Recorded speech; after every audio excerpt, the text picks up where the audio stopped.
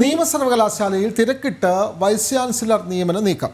ആദ്യപടിയായി search committee രൂപീകരിച്ച് നിയമനത്തിന് അപേക്ഷ ക്ഷണിച്ചുകൊണ്ടുള്ള വിജ്ഞാപനങ്ങൾ സർവകലാശാല പുറത്തിറക്കി. ഗവർണർ സെർച്ച് കമ്മിറ്റികൾ രൂപീകരിച്ചതിനെതിരെ ഹൈക്കോടതിയിൽ ഹർജി ഫയൽ ചെയ്ത സർക്കാർ തന്നെയാണ് നിയമസർവകലാശാലയുടെ സെർച്ച് കമ്മിറ്റിയിലേക്ക് പ്രതിനിധിയെ നൽകിയത്. വിവരങ്ങളുമായി പ്രജിത് മോഹൻ ചേരുന്നു. പ്രജിത്ത്, ഒരു വഴിയിലൂടെ ഗവർണറുടെ നീക്കത്തിനെതിരെ കോടതിയിൽ പോകുന്നു, അതേസമയം തന്നെ നിയമസർവകലാശാലയിൽ തിരക്കിട്ട് വൈസ് ചാൻസലറെ നിയമിക്കാനുള്ള കരുനീക്കങ്ങൾ സർക്കാർ നടത്തുകയും ചെയ്യുന്നു. പ്രജിത് മോഹൻ.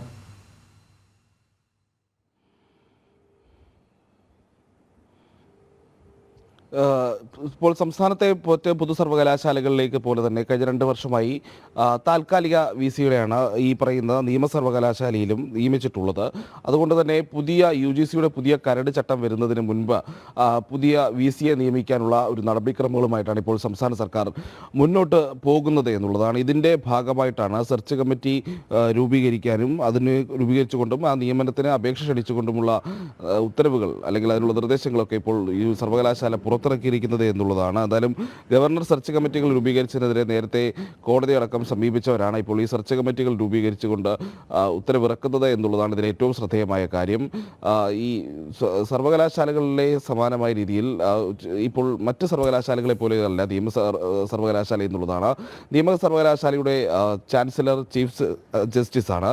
ഒപ്പം നിയമ സർവകലാശാലയുടെ നിയമത്തിൽ നിലവിലുള്ള ചാൻസലറുടെ പ്രതിനിധി ഈ കമ്മിറ്റിയിലില്ല എന്നുള്ളൊരു സാഹചര്യം കൂടിയുണ്ട്. അപ്പോൾ ഇത് സാഹചര്യമെല്ലാം ഉപയോഗിച്ചുകൊണ്ട് എത്രയും പെട്ടെന്ന് തങ്ങൾക്ക് പ്രിയപ്പെട്ടവരെ സ്ഥാനങ്ങളിലേക്ക് എത്തിക്കാനുള്ള നടപടിക്രമങ്ങളുമായി സർക്കാർ മുന്നോട്ട് പോകുന്നു എന്നുള്ളതാണ് നമ്മൾ ഈ ഘട്ടത്തിൽ കാണേണ്ടത്. എന്തായാലും ഇപ്പോൾ ഈ നിയമസർവകലാശാലയുടെ ഒരു ഘടന, സെർച്ച് കമ്മിറ്റിയുടെ ഒരു ഘടന വരുന്നത് ഈ പറയുന്ന സർക്കാർ പ്രതിനിധി, ബാർ കൗൺസിൽ പ്രതിനിധി, UGC പ്രതിനിധി എന്നിവരെ ഉൾപ്പെടുത്തിക്കൊണ്ടുള്ളതാണ്. ഏതായാലും സെർച്ച് കമ്മിറ്റിയുമായി ബന്ധപ്പെട്ടിട്ടുള്ള രൂപീകരണത്തിൽ പുതിയ കരട് ചട്ടത്തിൽ സർക്കാർ പ്രതിനിധിക്ക് പകരം ചാൻസലറുടെ പ്രതിനിധിയും ഒപ്പം യൂണിവേഴ്സിറ്റി പ്രതിനിധി ഉണ്ടാകുമെന്നുള്ളതാണ് ഒരു വ്യത്യസ്തത വരുന്നത്. ഈ വ്യത്യസ്തതയാണ് സംസ്ഥാന സർക്കാർ എതിർക്കുന്നതും. ഏത് വിധത്തിലും ഈ യൂണിവേഴ്സിറ്റിയുടെ ഈ UGCയുടെ കരട് നിയമ ചട്ട ഭേദഗതികളെ എതിർക്കുക എന്നുള്ളതാണ് സംസ്ഥാനം സ്വീകരിച്ചിരിക്കുന്ന നിലപാട്. പ്രത്യേകിച്ച് ഇത് സംബന്ധിച്ച നിയമസഭയിലടക്കം പ്രമേയമൊക്കെ പാസ്സാക്കിയിരുന്നപ്പോൾ എത്രയും പെട്ടെന്ന് ഈ പറയുന്ന രീതിയിൽ സംസ്ഥാനത്തെ മറ്റ് സർവകലാശാലകളിലെ വിസി നിയമനം സർക്കാരിൻ്റെ കടമ്പിടുത്തം മൂലം കോടതി കയറിയിരിക്കുന്ന സാഹചര്യത്തിലാണെങ്കിൽ കൂടി നിയമ സർവകലാശാലയിൽ സമാനമായ രീതിയിൽ പെട്ടെന്ന് വിസിയെ നിയമിച്ച് ഈ പുതിയ നിയമം വരുന്നതിന് മുൻപ് തന്നെ വിസിയെ നിയമിച്ച് തങ്ങൾക്ക് താല്പര്യമുള്ളവരെ അങ്ങോട്ട് എത്തിക്കാനുള്ള നടപടികളുമായി സർക്കാർ മുന്നോട്ട് പോവുകയാണ്. അതിനൊപ്പം ഈ രീതിയിൽ തന്നെ സംസ്ഥാനത്തെ മറ്റ് യൂണിവേഴ്സിറ്റികളിലും സമാന നിലപാട് സ്വീകരിക്കാനാണ് സർക്കാർ നിലപാടെടുക്കുന്നത് എന്നുള്ളതാണ് ഇപ്പോൾ ഈ ഘട്ടത്തിൽ നമ്മൾ പറയേണ്ടത്. എന്തായാലും ഈ സർക്കാരും ഗവർണറും ഒക്കെയുള്ള പോര് നേരത്തെ നമ്മൾ കണ്ടതാണ്. ഇപ്പോൾ ഈ പുതിയ ഗവർണർ വന്നതിന് ശേഷം കാര്യമായ വിഷയത്തിൽ വലിയൊരു ഏറ്റുമുട്ടലിലേക്ക് കാര്യങ്ങൾ പോയിട്ടില്ല. അപ്പോൾ വരും ദിവസങ്ങളിൽ സർക്കാർ സമാനമായ നിലപാട് മറ്റ് യൂണിവേഴ്സിറ്റികളുടെ കാര്യത്തിലും സ്വീകരിക്കുകയാണെങ്കിൽ ഒരുപക്ഷെ അത്തരമൊരു